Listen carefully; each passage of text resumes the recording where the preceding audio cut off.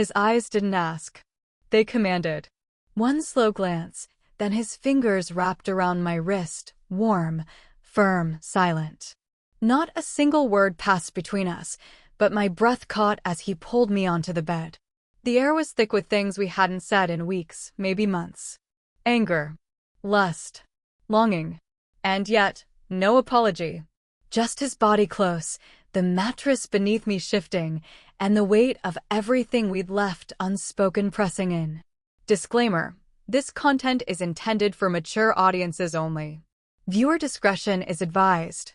It started like any other evening, dishes clinking in the sink, the low hum of the TV echoing from the living room, and me in the bedroom, pretending I wasn't listening for the door. Waiting. And I hadn't really talked all week, not the kind of talking that mattered. Just passing words, grocery lists, reminders. But the real things? They stayed locked behind our teeth. He came in late again. Smelled like leather and that stupid cologne I used to bury my face in. His shirt sleeves were rolled up to his elbows, arms tense like he'd been holding something back all day. I didn't look at him, not right away. I just folded another shirt and dropped it in the drawer like I didn't care. But I did. God, I did. Eyal's the kind of man who doesn't say much when he's mad or hurting. He just is. Present, powerful, silent. And sometimes, it makes you ache in places you didn't know had nerves. We were both fraying around the edges. Married 5 years. Best friends turned strangers in slow motion. Or maybe just too proud to admit we missed each other. Too afraid to be the first to say, I still want you. And I wasn't going to beg. Not after everything. So when I felt him behind me, that close, that quiet, I didn't move. Didn't speak. My heart thudded in my chest like it didn't know whether to brace or surrender. Then his hand, slow but deliberate, found my wrist. No words. Just heat. Just silence. And then he pulled me onto the bed. It wasn't rough. It wasn't sweet either. It was kneading. The kind that hides under old arguments and missed touches. The kind that doesn't ask for forgiveness, but demands to be felt. My breath caught. I looked up at him, searching for something in his eyes, remorse, apology, hunger. Maybe all of it, maybe none. But Al didn't say a word. And somehow, that was louder than anything. I wanted to push him away. I wanted to pull him closer.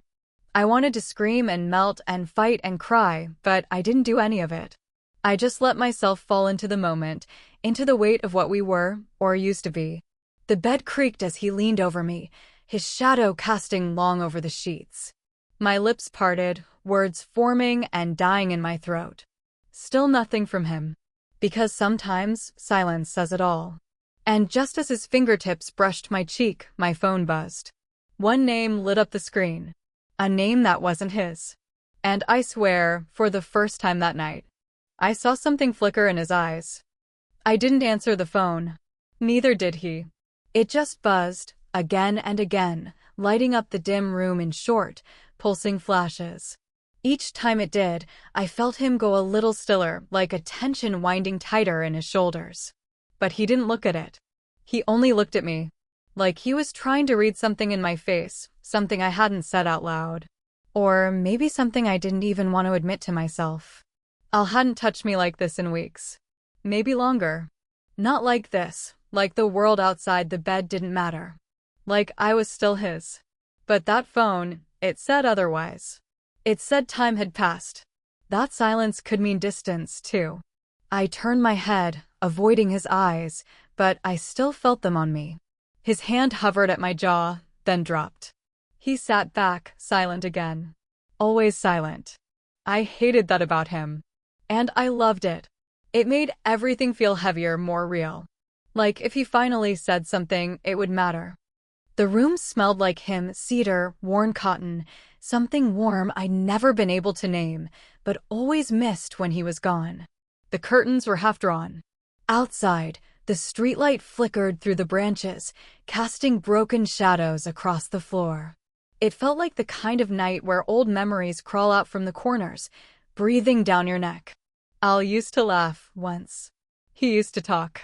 We used to lie in this bed and tell stupid jokes, trace dreams into each other's skin. That version of us felt like another lifetime now. Something distant and echoing. His voice finally broke the silence. Low. Rough. Who is it? I didn't answer. He nodded once, like that told him everything he needed to know. But it didn't. Because it wasn't what he thought. Or maybe it was. Hell, I didn't even know anymore. I just knew I wanted him to fight. To care. To feel something. Instead, he stood. Walked to the window. Arms crossed. That back I used to press my cheek against now felt like a wall. And still, he didn't leave. That had to mean something, right? I pulled the blanket tighter around me and whispered, not even sure he'd hear. I didn't call them. He didn't turn around. But I saw his shoulders drop, just barely. And the room got very, very quiet. The silence stretched until it hurt. I could hear the hum of the fridge in the kitchen, the distant bark of someone's dog down the street, the soft whisper of the curtains shifting in the breeze. But between us? Nothing. Just this thick, invisible wall of what-ifs and almosts. Al still hadn't turned around.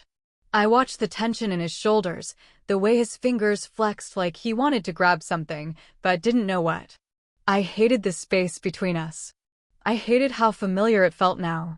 Like we'd both learned how to live inside it, quietly miserable, quietly hoping the other would be the one to break it first. The phone buzzed again. This time, he turned. Why didn't you tell me? He asked, voice flat but not cold. I swallowed, throat dry. Tell you what. His jaw worked, clenched and unclenched like he was holding back words sharp enough to cut. That he's been calling. I didn't answer. That's not the point. Then what was the point? That someone else had reached out when I hadn't? That I'd started to wonder what it would feel like to be seen again, to be heard? But I hadn't done anything. Not yet. I'd ignored every call. Every message. I'd been loyal, even in our silence. But the way he looked at me now, like he didn't know who I was anymore, it made something ache deep in my chest. I didn't cheat, I said softly, standing now, the blanket falling away. Not once. I didn't say you did. But you're thinking it. He didn't deny it. I stepped closer. The space between us shrank, but the distance somehow grew. I could smell him, warm skin, cedar, that same maddening cologne, and it made it harder to breathe. I wanted to reach for him, shake him, kiss him, something. Anything to remind both of us that whatever this was between us, it wasn't dead. His eyes dropped to my mouth, and for a second, I thought he would touch me again. Like earlier. Wordless. Desperate. But he stepped back. The rejection stung sharper than I expected. Like a slap, but quieter. Deeper. He ran a hand through his hair, exhaling hard. You should have told me. Before it got this far. Got how far? I demanded, voice trembling. There's nothing going on. But that wasn't entirely true. Not in the way he meant. No texts. No meetings. No late-night calls. But there was something. Inside me. A slow, aching hunger for attention, for affection. For someone to notice me before I disappeared completely. And Al saw it now. I could tell. His mouth opened, then shut again. He looked like he was about to say something that might shatter everything. Instead, he turned back to the window. I wanted to scream. To grab his face and make him look at me. But I didn't. I stood there in the low amber light, half naked, half heartbroken, waiting for a man who had once loved me like I was his whole world, to fight for me. But he didn't. Not yet. The air between us felt sharp now, like if we moved the wrong way, it might cut us open. He stayed at the window, unmoving, and I stood in the middle of the room, arms wrapped around myself even though I wasn't cold. I could still feel the weight of his touch from earlier, the way he'd pulled me onto the bed without saying a word. It haunted my skin, like a ghost of what we used to be. I didn't know if it meant anything to him. I didn't know if it meant too much to me. He finally turned. There was something raw in his eyes now. Not anger. Not exactly. It was deeper than that. Maybe it was regret. Maybe it was want. Or maybe he didn't even know. But he looked at me like I was a question he hadn't figured out how to ask. His voice, when it came, was low. Careful. Are you still mine? My breath caught. There it was. Not a confession, not an accusation, but something that broke me open. I took a step closer. Are you still trying to be my husband? He flinched barely, but I saw it. We were both standing on the edge of something now. Something we couldn't step back from once we crossed it. There were so many things I wanted to say. That I still dreamed of him. That I hated how lonely we'd become. That when he touched me earlier, it wasn't just about lust, it was about missing each other so much it hurt. But I didn't say any of it. Neither did he. Instead, he moved. Just one step. And then another. Until we were only inches apart. His hand lifted, hesitated, then gently touched my jaw. My eyes fluttered shut at the contact, aching for more. The world around us felt like it had gone completely still. I could feel his breath, the heat of his skin, the weight of everything unsaid pressing between us like gravity. If he kissed me now, I would fall apart. If he walked away, I might never forgive him. We were both teetering between forgiveness and goodbye, between holding on and finally letting go. And just as he leaned in, just as I felt the tension snap tight between us, someone knocked on the front door. Once. Then again. And everything cracked. ChatGPT said. The knock came again. Louder this time. More certain. Al froze, his fingers still barely grazing my jaw. I opened my eyes, heart pounding in my chest like it already knew. This wasn't just a neighbor, or a delivery, or someone who'd go away. This was the kind of interruption that left marks. That dragged truths into the open. He pulled back slowly. His hand dropped. His eyes searched mine, like he was silently asking me to say it wasn't what he thought. But I couldn't say anything. My lips parted, but the words wouldn't come. The knock turned into a pounding. 3 sharp hits. Then a voice, muffled but unmistakably male. Claire? It's me. Open the door. Ail's entire body tensed. I didn't have to look. I already knew who it was. Zach. The name I hadn't said aloud. The one that had been lighting up my phone screen for the past 2 weeks. A friend, I told myself. Just a friend. Someone who messaged at the right time when I felt invisible. Who said all the things I didn't anymore. Someone who made me feel wanted again, even if I never let it go further than words. But words were enough to be a betrayal. Al turned toward the door like he was about to rip it off its hinges. I reached for his arm instinctively. Don't. He looked at me like I'd just confirmed every worst fear he'd been carrying in silence. How long? It wasn't like that, I said quickly, my voice shaking. I didn't do anything. But you wanted to, he said, quiet but sharp. I didn't answer. Because I didn't know. Maybe once. Maybe when it felt like I was sleeping next to a stranger every night. But not now. Not anymore. Not since tonight, when he pulled me onto the bed and reminded me how badly I still wanted him. Claire, Zach's voice called again, this time softer. Are you okay? Ail's jaw clenched, and I could practically hear the thought in his head. He thinks I hurt you. The air snapped tight. I stepped between Al and the door, hand pressed to his chest. His heart was racing. Let me handle it, I whispered. He didn't move. Didn't speak. Outside, another knock. Less forceful. I just need to talk to you. Al backed away. But the look in his eyes wasn't calm. It was storm.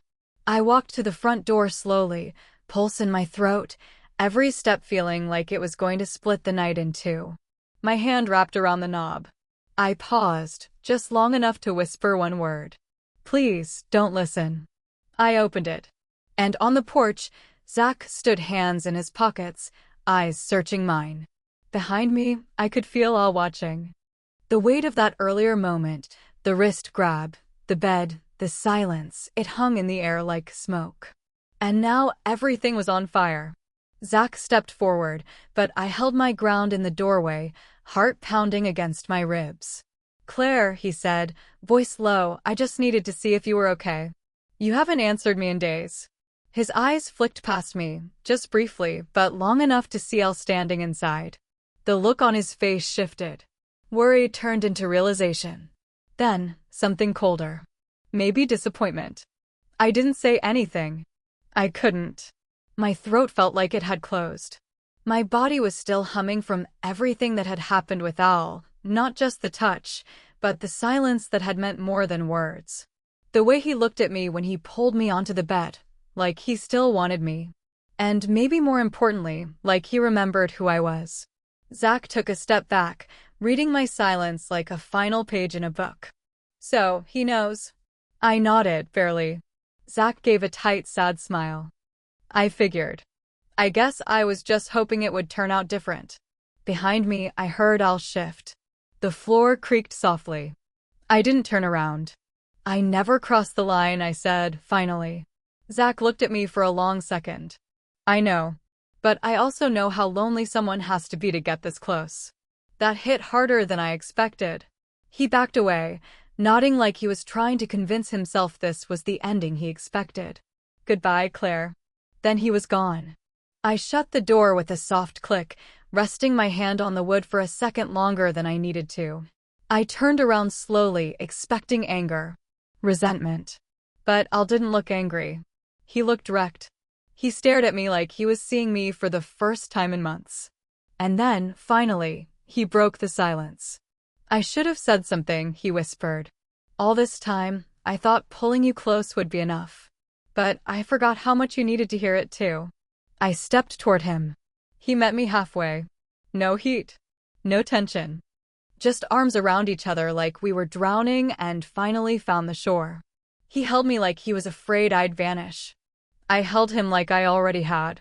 And then, just when I thought the storm had passed, he pulled back slightly, brushed hair from my cheek, and asked quietly, "Did you ever love him?" I didn't answer. Because silence still said everything. Al didn't press me for the answer again. He didn't need to. We both stood there for a long time, arms wrapped around each other, everything unspoken finally softening in the quiet. The silence between us, once sharp and cold, had changed. It no longer felt like distance.